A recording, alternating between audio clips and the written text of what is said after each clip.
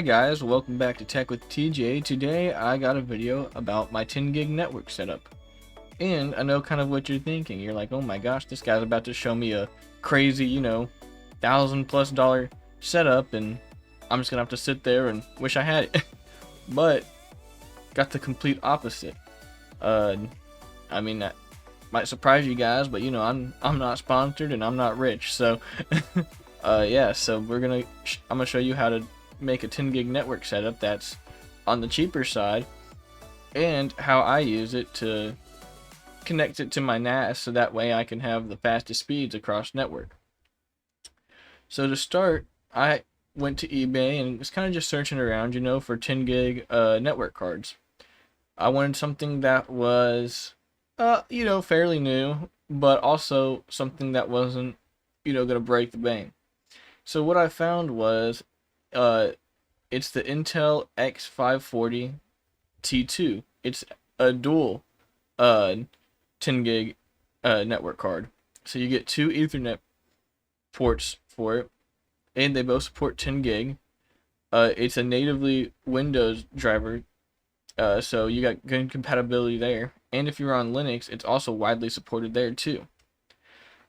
I found those on eBay. I had to buy two, you have to buy two of them because one computer, if you're connecting to a NAS like me, you need, a 10 gig port for the computer that you're using and a 10 gig port for the, your PC that you're using as a NAS. So yeah, so that's kind of what I did for the network card. Then I went on Amazon and searched up the 10 gig switch, which those were super expensive. I found the cheapest one was like $220 or something like that at the time. So I decided to kind of look, a little bit more, and I found it's a 6-port switch. Now 4 of the ports are 2.5 gig, but it has two 10 gig ports. And it's the same thing. It's not the SFP plus ports. I'm fairly new to networking and things like that. I'm still learning, but so I don't understand the benefits yet of the SFP plus ports. To me, it's just very expensive because you have to buy the the little modules or whatever that go into the port, and that to me seems like it could get expensive. So I just found this switch that has RJ45 ports, and yeah, like I said, it just got 4 2.5 gig and 2 10 gig. Alright, I just wanted to show you guys a little performance test. And to do that, I have this 100 gig file here. And I'm just going to copy it across to my NAS and just kind of show you guys the performance you should expect from this setup. Let me get this started for you guys. This is my NAS that I use to send files to, but also it's for all my YouTube videos. It's actually mainly why I built it, just to kind of future-proof myself. It's nothing crazy. I do plan to do the future video kind of about it, just because I think that NAS systems are expensive and a DIY one can definitely decrease your cost. But first, let me paste this and let's get this test going. So as you can see here, it's writing pretty fast to it at 600 bits a second. Should be starting to write a little bit, which it is. But yeah, so this is a 100 gig file, like I said. 2 minutes about, which that's pretty good, especially for these larger files. Anything that's under, honestly, under 20 gigs or 20 to 30 gigs, you really won't notice a big difference. I don't really transfer that big of files regularly across my NAS. It's like I said, I mainly use it for YouTube and things like that. I edit directly off of it and it works perfectly fine. I have a little stutter here and there, but for the most part I have no problem. And yeah, so this setup is just a really good setup, and it's also on the cheaper side. So if you're someone like me who just wants a good setup, something that is widely supported and that is I don't know, just more streamlined, I guess, for beginners, I think this setup is perfect.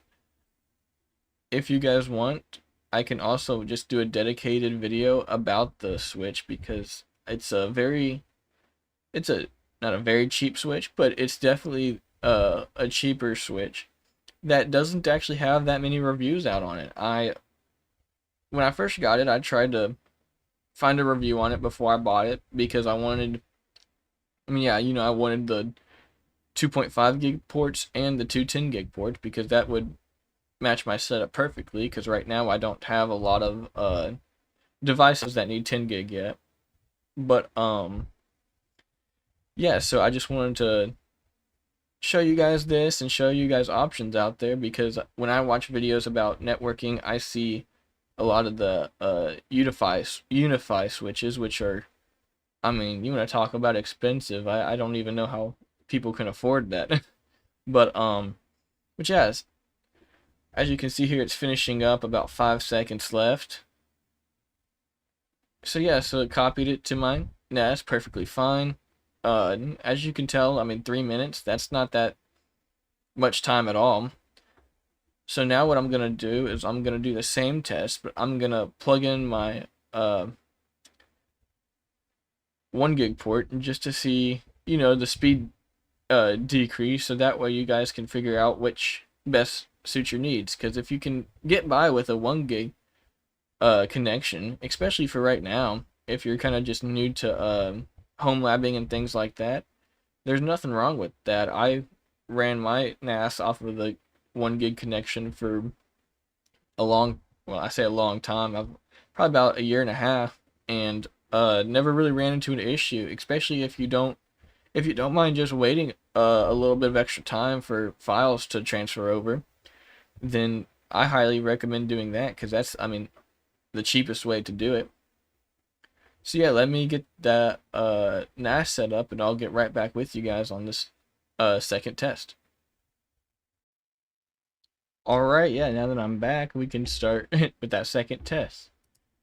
So as you can see, the deal. I'm just going to copy this file straight back to the NAS, but it's connected to my 1 gig port now, and so let's see how fast the speeds we get.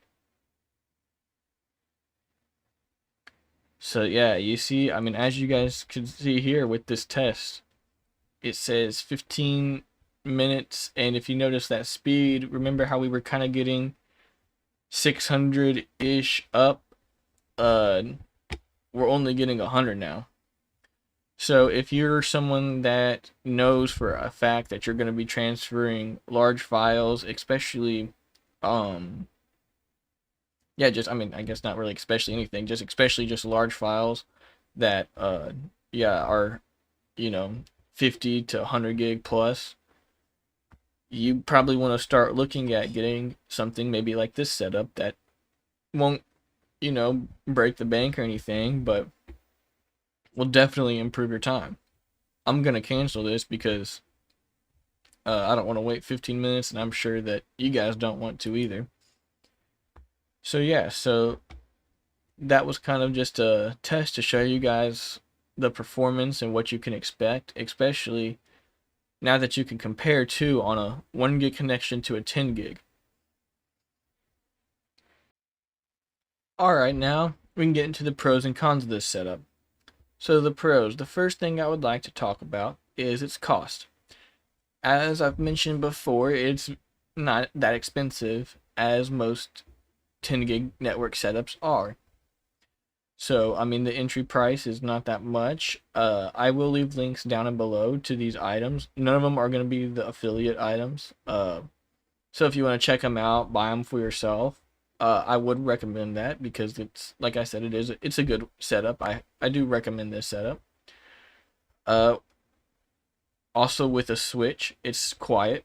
The fans aren't loud on it. I actually don't even think it has fans. I think it's all passive cooling. So what that means, though, is for you, is that if you do get this Switch, don't block the vents, because it needs those to get the heat out and cool air in. But also, yeah, the heat. So it does heat up a little bit, but that's not really a problem. Like I said, just don't block the vents. And the network cards that at least I recommend, you're free to get whatever one you see too, but the X40 ones, those are just widely supported in Windows and Linux. So for most of the time it's plug and play. If by chance yours doesn't work and it's flashed with like a custom firmware, which I've read that happens to some people, don't worry, I can put the link for the latest drivers also in the description.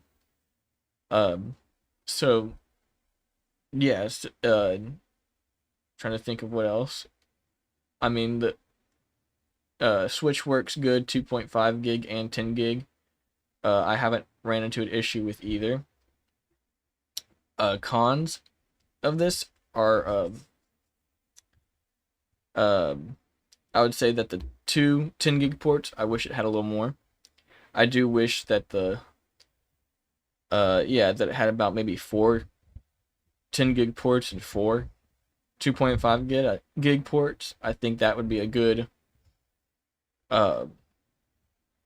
leave me good headroom for expansion, but at the price point I'm getting this Switch at, it's, I wouldn't say a big limitation. The network cards, like I've mentioned, they're used from eBay. They're so you kind of have that no warranty on them. There's a chance that yours could break when arrived or things like that. But to get around that, I recommend, for one, testing the card when you get it, and when shopping on eBay, look at the seller. Make sure that the seller has good reviews and you can return the item. Some sellers have it set to where you can't return items. I highly recommend that. That way you can get around any issues you might have, and yeah, just be able to send it back, get a refund, and maybe try someone else. No, just with no hassle. Kind of with the Switch 2 of a con is it has no advanced features. Because it's an unmanaged Switch, you don't get VLAN support. So if you have VLANs and are looking for a Switch that can support that, you might have to look somewhere else. I'm looking into doing a VLAN video when I create one, or a couple, because I want to test out the pros of doing that. Like I said, I am new to networking, so I'm still figuring out the best way to implement that into my setup, considering I have 2 switches and none of them are managed. They're all the unmanaged switch. But yeah, so I'm looking at doing that and setting that up in a future video. So subscribe and stick around if you want to see that. And then just to end this video, I just wanted to say that if you're looking for a cheap 10 gig network setup and you don't mind having an unmanaged switch and not the latest and greatest tech, but something that'll just work, I highly recommend this setup. Like I mentioned, I will leave links and anything else in the description below that you might need. Feel free to comment down below and ask questions about this setup. And if you would get this setup or change something about it, just comment it down below. Please like and subscribe to this channel so that way you can see more videos of mine, and it helps me out too. Thank you guys so much for watching. I hope you guys have a good rest of your day, and I'll catch you in the next one.